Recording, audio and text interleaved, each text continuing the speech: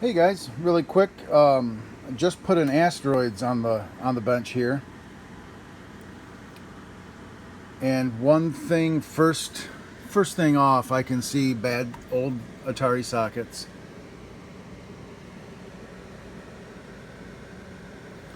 which will have to be addressed. And another first thing I see is this section has been recapped up here, and look at these guys.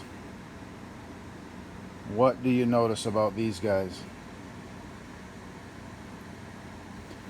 These are supposed to be one opposite of the other, because these filter the 22 volts positive and negative coming in.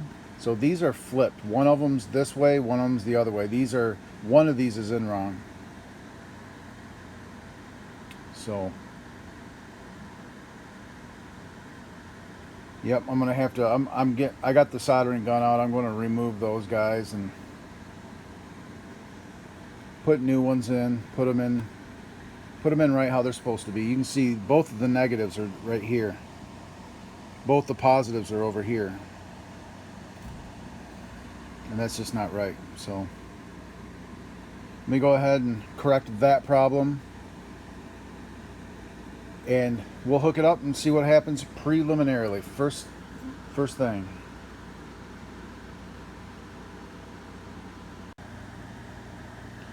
Okay, and I now have these guys removed, and you can see there is capacitor residue big time.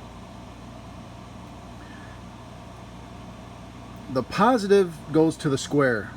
So this is the positive side on this one. This is the positive side on this one. So my guess is this guy right here blew out internally when power was put to it. Because remember, this one was, if you remember this guy right here, the positives were both on this side, so this is the one that was in backwards right here, and that's the one that has all of the residue all over the place. So I'm going to replace both of them. I'm going to clean that up, replace both of these guys, get power right, and then I'm going to take a quick look at the rest of these guys. Remember, not pin 1, but the positive goes to the square pad. See that square pad right there? That's the positive side. This one here, the square is over here. So these seem to be in right. See, there's your square pad, so that's positive. Okay, so let me replace those guys and we'll see what we get. Okay, and now our caps are good. You can see one is in one way and one's in the other way. Yeah, this one here, the positive is here, and this one, the positive is over here. Now those are in right. So let's go ahead and hook it up and fire it up and see if we get any vectors. This is the vector. These are the vector power capacitors, basically. The vector generator section, the vector output section power capacitors. One of these filters the 22 volts in, and the other filters the negative 22 volts in. That go to these plus and minus 15 volt regulators that power these op amps. So you're not going to get no vectors if this was killing one of the powers. One of the power rails was being killed, so there's not going to be any output. So, or there would be very goofed up output. Anyway, we'll go ahead and fire this up now and see what we get.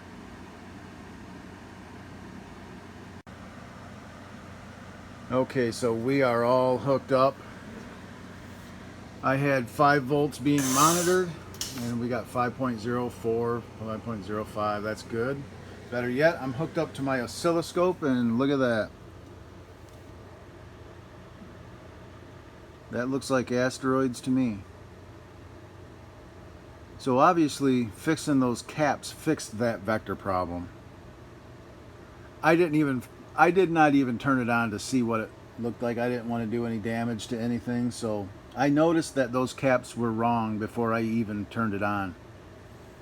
So I don't know what it was going to do, and I don't care. You know,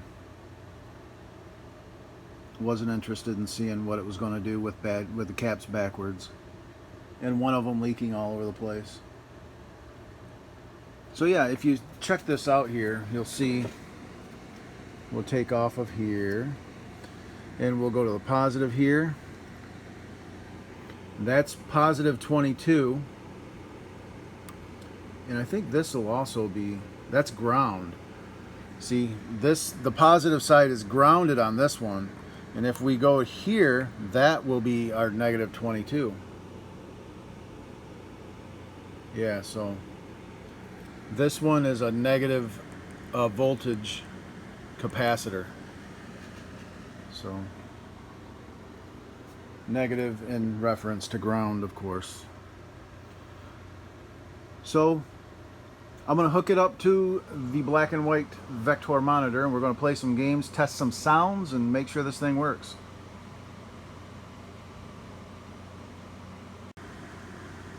Okay, I had hooked up my Vector monitor and nothing came up. Spot Killer was not on, which was kind of funny, but this pot broke right off the board. It was barely connected. And this thing will work on that guy if the pots break, but they will not put a signal out to that. But I'm surprised that the Spot Killer should have been on, I would think. That's kind of concerning. But I'm going to go ahead and replace this pot.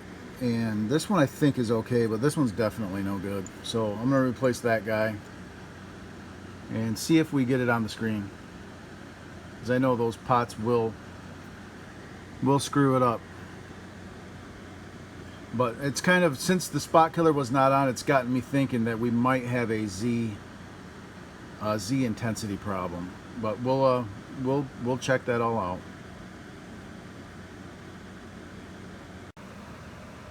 Okay, I did some little work. I got new salvaged pots, and it just went crazy. I just wiggled this and it came back to life. But anyway, that's my Z amplifier, so it looks great. I'm actually going to just... Okay, I got it running. I got two new 10, well, they're not new. I robbed the 10K pots from a parts board, and we're looking good. I really think what's going on is I have to mess with my high voltage cage on that monitor. There's a bad connection somewhere. But I played a game, and it was not very, it's missing a sound. Let me go ahead and cut away for a minute, and I'm going to come back and I'm going to set up, we'll play a game. You'll see what's missing, and then you'll see why. Okay, so we're set up, and we're going to go ahead and do a game here. We'll coin. I don't need to coin up. We'll just hit start one. Here we go.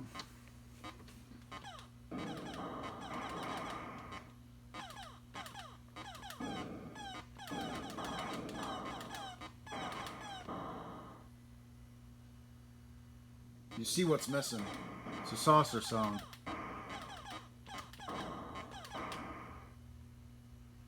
If I can live long enough for a saucer to come out.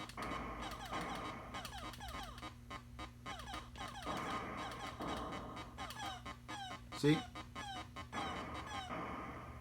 Looks like every sound is good except for the saucer sound. And if we come over here, we'll see why.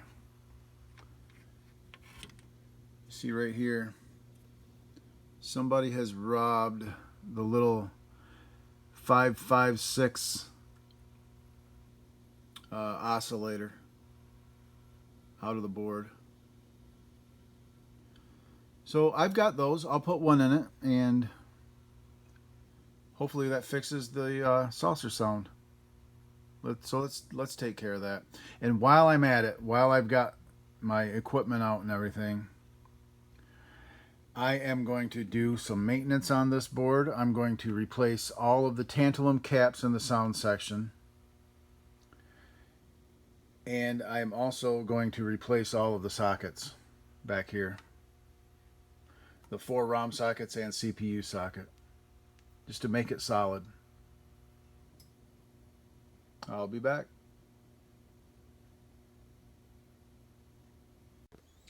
And also, guys, little tip on these old Atari sockets here. Check this out.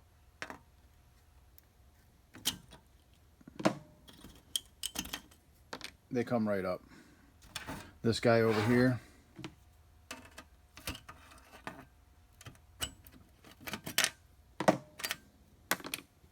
Just like that. Yeah, and here, as you can see, this was not the greatest removal job. It's pretty hacked up, so I'll have to be careful, clean it up really good, and make sure all of the connections are made.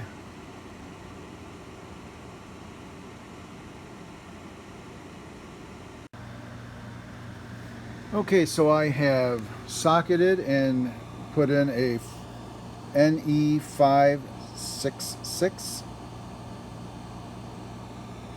and I have socketed all of the ROMs and the CPU, and I cleaned the CPU with Tarnex, and I soldered up some of the weak legs to save that CPU.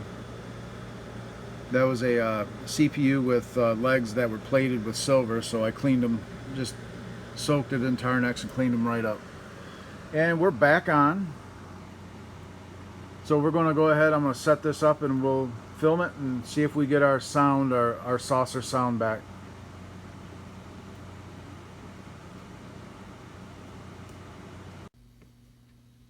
Okay, here we are. So we will coin up.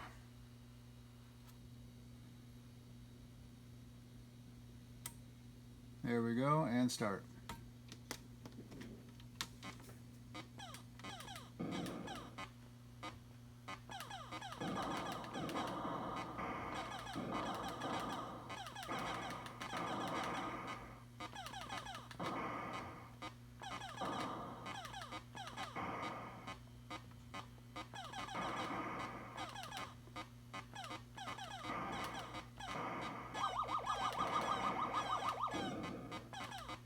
It seems to be good.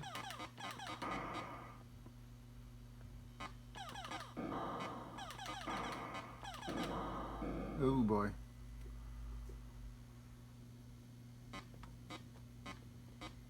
Come on.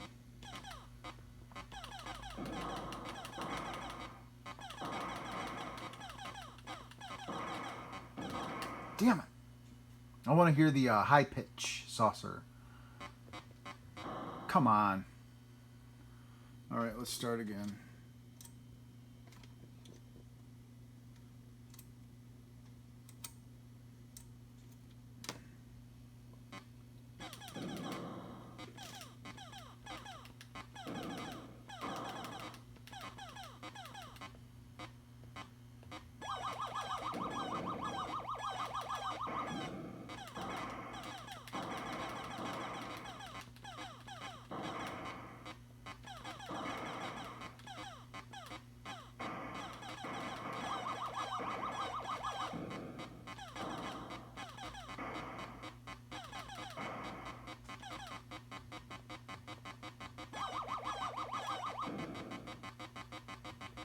We'll wait for the high pitch guy.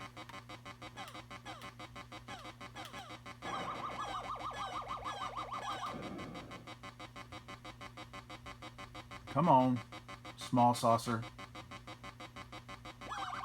There he is. All right. Guys, I think we're going to call this one good to go. I'll leave it running for a while.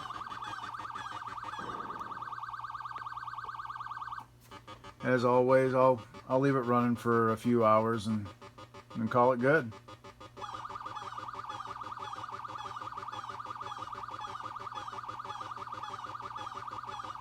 And I did not cap this section with the tantalums because I don't have the proper tantalum caps. So, and since it's working, I ain't messing with it. Because in theory, tantalum caps are not supposed to go bad, so. They're not supposed to dry out, I should say.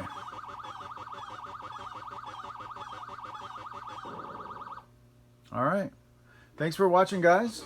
Another Asteroids saved from the non-working pile.